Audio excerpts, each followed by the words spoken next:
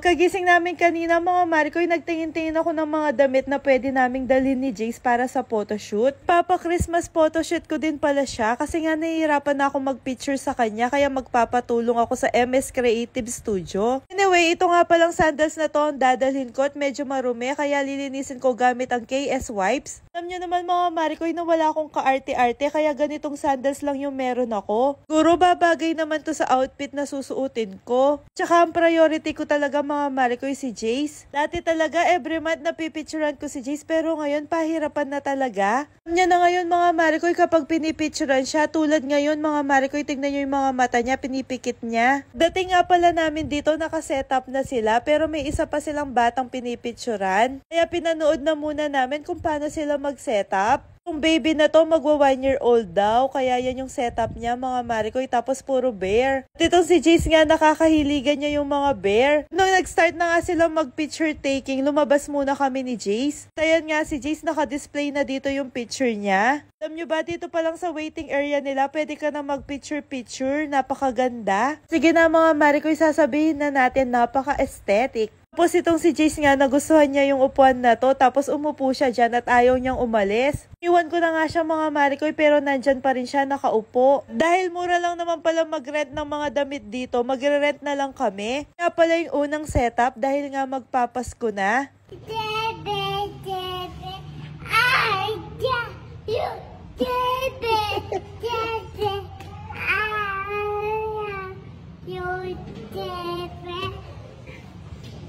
Pa si Teddy Bear, ina-I love you niya. Dahil nga kay Teddy Bear, napasuot ko yung damit niya. Kaso itong stockings, ayaw niyang isuot mga Marikoy. Dito na magsisimula ang kaguluhan. Akala ko medyo nagbago na si Jace, pero nagbago nga siya mga Marikoy. Mas lumikot siya ngayon. Langin nyo na lang kung ilang beses ko siyang binuhat at binalik sa pwesto niya. Buwan ko ba, di ko siya mapirmi sa isang lugar para siya linta, lakad ng lakad. Tapos kinakausap ko na siya dyan. Sabi ko, ayan si Teddy Bear, nakaupo, gayain mo lang. Tapos binigyan na nga din namin siya ng ball kasi nga nagugustuhan niya yung mga ball. At buti na lang mga Marikoy, binigay namin yung ball kasi umupo siya kahit papano. Pero di ko sure kung may nakuha na silang maganda. Tapos mga Marikoy, unang setup pa lang, pagod na ako. Paano pa kapag kaming dalawa na? Di ang nangyari, mukhang haggard na talaga ako mamaya. Ang setup pa lang, ang tagal-tagal na namin. Alam nyo ba, grabe din talaga yung pasensya ng mga nagtatrabaho dito. Alam nyo ba, sila mismo yung nagsasabi na hayaan na muna. Kaso nga naiya ako kasi medyo natatagalan na talaga kami. Kaya sabi ko, pwede na yun at dito na nga kami sa pangalawang setup.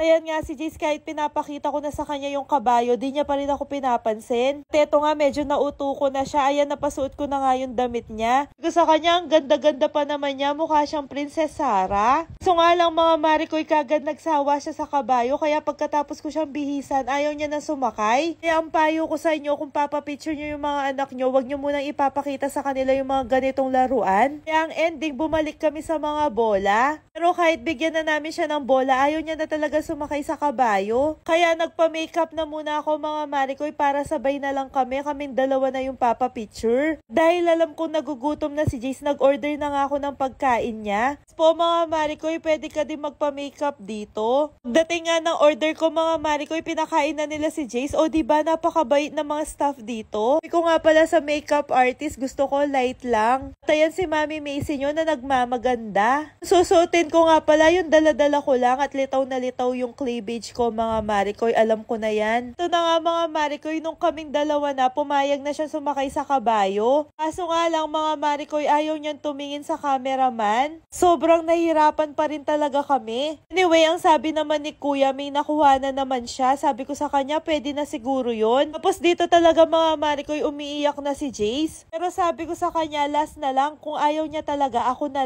lang magmamodel. Yung naman kasi yung binayad namin mga Marikoy, kaso nga itong si Jace pagod na, tayo niya na talaga. Pero syempre, walang sumusuko dito sa mga staff nila, kaya pinilit pa rin nila si Jace. Kaso nagbubusit na talaga siya dito, tayo niya nang tumingin. Alam nyo ba yung parang nananadya na lang talaga siya na di niya kami tinitignan? Kahit anong pilit namin tawag sa kanya mga Marikoy, di talaga siya tumitingin. Dahil magagaling yung staff ng MS Creative Studio, ayan, di sila sumuko. Pagkalabas nga ng bike, ayan, pumayag si Jace na sumakay sa bike. Sabi ng photographer, meron naman daw silang nakuhanan. Dahil nga umiiyak na si Jace, sabi ko sa kanila, ako na lang mga Maricoy. Total, meron naman silang mga damit dito na pwedeng rentahan. O yan, lamig na lamig yung Mami Macy nyo. Dami pala sa mga damit nila pang maternity shoot. Siyempre, di naman tayo buntis, kaya tinatakpan ko yung tiyan kong malaki. Habang ako nga yung kinukuhanan, binabantayan nila ate si Jace. At kung kailan din nakabihis si Jace, doon siya sumasali sa akin. Alam nyo ba mga Maricoy, kaya pinush ko na din to kasi di ko pa na-experience to. Ngayon ko palang gagawin to para sa sarili ko. At least di na sayang yung binayad namin. Ako na lang yung gumamit na lang talaga sa buhay namin si Daddy Tano. Anyway, uwi naman siya soon, kaya soon babalik talaga kami dito, magpapa-family picture kami. Pangalawang OOTD ko nga pala mga Maricoy para akong may-ari ng building. Kayo na yung bahalang umusga kung ano yung itsura ko dyan. Ang maternity shoot yan mga Maricoy, pero sinuot ko kasi caring-carry naman.